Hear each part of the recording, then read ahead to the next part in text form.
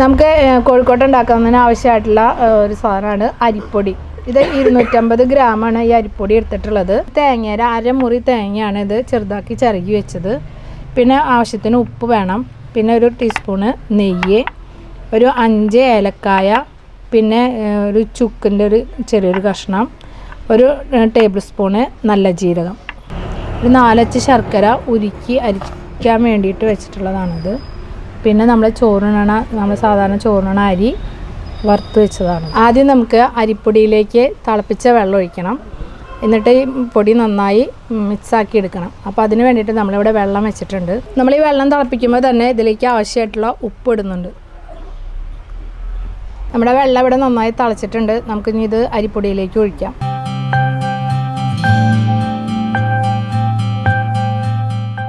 നമ്മുടെ പൊടിയിലേക്ക് ആവശ്യത്തിനുള്ള വെള്ളം ആയതിന് ശേഷം നമ്മൾ ഇത് നന്നായി ഒന്ന് ഇളക്കിയതിന് ശേഷം നമുക്കിത് കുറച്ച് സമയം റെസ്റ്റ് ചെയ്യാൻ വേണ്ടി വെക്കാം. ഇനി നമുക്ക് ചെയ്യാനുള്ളത് ഈ അരി വറുത്തതും ജീരകവും ചുക്കും ഏലക്കായും കൂടിയിട്ട് നമുക്ക് പൊടിച്ചെടുക്കണം. ശർക്കരപ്പാനിയിൽ നമ്മുടെ തേങ്ങയും അതുപോലെ തന്നെ നമ്മൾ ജീരകവും ഏലക്കായും ചുക്കൊക്കെ പൊടിച്ചതും നെയ്യും കൂട്ടിയിട്ട് നമുക്കൊന്ന് വിളയിച്ചെടുക്കണം. നമ്മുടെ ശർക്കരപ്പാനി കുറച്ച് കട്ടിയായിട്ട് വരുന്നതോട് കൂടിയിട്ട് നമുക്കിതിലേക്ക് തേങ്ങ ചേർക്കാം.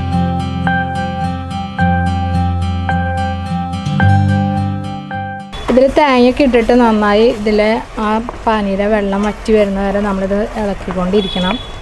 ഇതിലെ വെള്ളം വറ്റി നന്നായി പാകമായി തുടങ്ങിയിട്ടുണ്ട്. അപ്പോൾ ഇനി നമുക്കിതിലേക്ക് ജീരകം ചുക്കും ഏലക്കായും അരി വറുത്ത് പൊടിച്ചതും ചേർത്തിട്ട് നമുക്കൊന്ന് നന്നായി ഇളക്കി കൊടുക്കാം.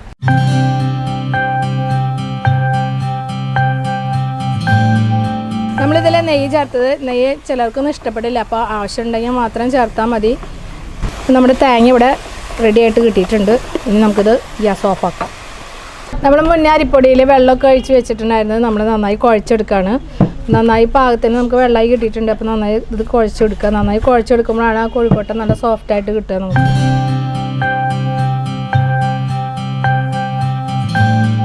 അപ്പോൾ ഇതിൽ നിന്നാണ് നമ്മൾ ചെറിയ ഉരുളകളാക്കിയിട്ട് കോഴിക്കോട്ട പോലെ ഉണ്ടാക്കുന്നത്. അപ്പോൾ ഇതിൽ നിന്ന് ചെറിയ നാരങ്ങയുടെ വലുപ്പത്തിൽ നമ്മൾ ഉരുട്ടിയിട്ട് അങ്ങനെ ആക്കി വയ്ക്കും.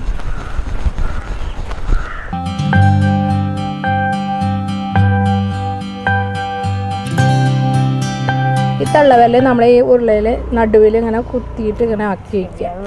അപ്പോൾ ഒരു കുഴി വന്നാ അങ്ങനെ കുഴിയാക്കുക. എന്നിട്ട് ഇങ്ങനെ വട്ടാക്കി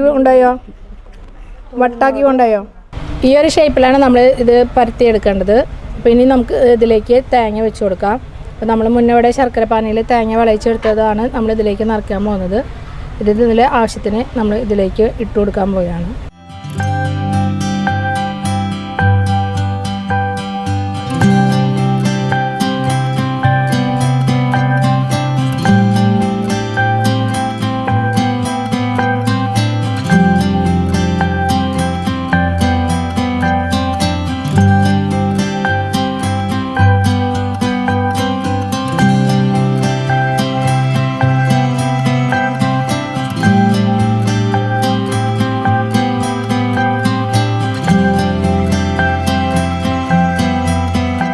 കോഴിക്കോട്ടകളൊക്കെ നമ്മളിവിടെ റെഡിയാക്കി വെച്ചിട്ടുണ്ട്. ഇനി ഇത് വേവിച്ചെടുക്കാം. അപ്പോൾ നമ്മളൊരു സ്റ്റീമറിൽ നമ്മൾ നന്നായി വെള്ളം തിളച്ചതിന് ശേഷമാണ് ഈ കോഴിക്കോട്ടകളൊക്കെ അതിലേക്ക് വെച്ചിട്ട് വേവിച്ചെടുക്കാൻ പോവുകയാണ്. 5 മിനിറ്റ് ഹൈ ഫ്ലെയിമിൽ ഇട്ടിട്ട് പിന്നെ ഒരു 15 മിനിറ്റ് ലോ ഫ്ലെയിമിൽ ഇട്ടിട്ട് വേവിച്ചെടുക്കണം. നമ്മുടെ കോഴിക്കോട്ട അവിടെ വേവാൻ വെച്ച സമയം കൊണ്ട് നമുക്ക് ഇനി പീച്ചാമ്പൊടി ഉണ്ടാക്കുന്നത് എങ്ങനെയാണെന്ന് നോക്കാം. അപ്പോൾ അതിനാവശ്യമായിട്ടുള്ള സാധനങ്ങളാണ് 250 ഗ്രാം അരിപ്പൊടി എടുത്തിട്ടുണ്ട്. അതുപോലെ തന്നെ അരമുറി തേങ്ങ എടുത്തിട്ടുണ്ട്. പിന്നെ അതിലേക്ക് ആവശ്യമായിട്ടുള്ളത് ചുവന്നുള്ളി നല്ല ജീരകം. നമുക്ക് ആദ്യം ചുവന്നുള്ളി അരിഞ്ഞെടുക്കാം. നല്ല നൈസായിട്ട് ചെറുതാക്കി അരിഞ്ഞെടുക്കാം. നമുക്കിനി ഈ പൊടിയിലേക്ക് ഈ തേങ്ങയും ജീരകവും ചുവന്നുള്ളിയൊക്കെ ഇട്ടിട്ട് മിക്സാക്കിയിട്ട് നന്നായി കൂട്ടി ഇളക്കിയെടുക്കാം.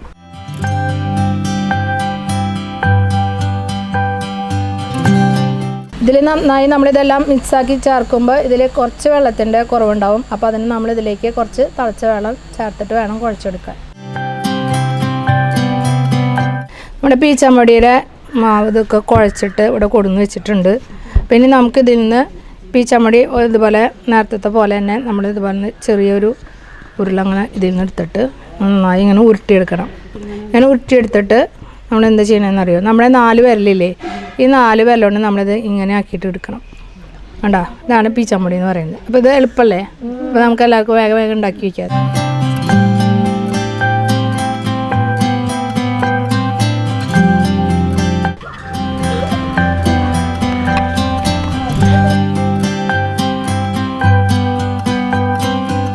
നമ്മുടെ പീച്ചമ്പൊടി 15 മിനിറ്റ് സമയം നമ്മളിവിടെ വേവിച്ചെടുത്തിട്ടുണ്ട്.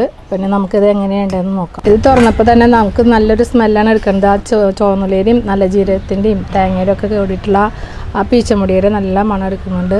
അപ്പോൾ നമുക്കിത് ഇനി ചൂടാറിയതിന് ശേഷം പ്ലേറ്റിലേക്ക് മാറ്റാം. നമുക്കിവിടെ കോഴിക്കോട്ടൊക്കെ നല്ല രസമായിട്ട് കിട്ടിയിട്ടുണ്ട്. നമ്മളിത് കൂടുതൽ വേവിക്കാൻ പാടില്ല. വേവിച്ച് കഴിഞ്ഞാൽ അത് പൊട്ടിയിട്ട് അതിൻ്റെ ഉള്ളിലത്തെ ഫില്ലിങ്ങൊക്കെ പുറത്തേക്ക് വരും. അപ്പോൾ നമ്മൾ നന്നായി ചൂടാറിയതിന് ശേഷമാണ് ഇതിൽ നിന്ന് നമ്മൾ പ്ലേറ്റിലേക്ക് എടുത്ത് മാറ്റേണ്ടത്. അവിടെ നമുക്ക് നല്ല സ്വാദിഷ്ടമായ കോഴിക്കോട്ട അവിടെ കിട്ടിയിട്ടുണ്ട്. നമുക്കിത് ടേസ്റ്റ് ചെയ്ത് നോക്കാം.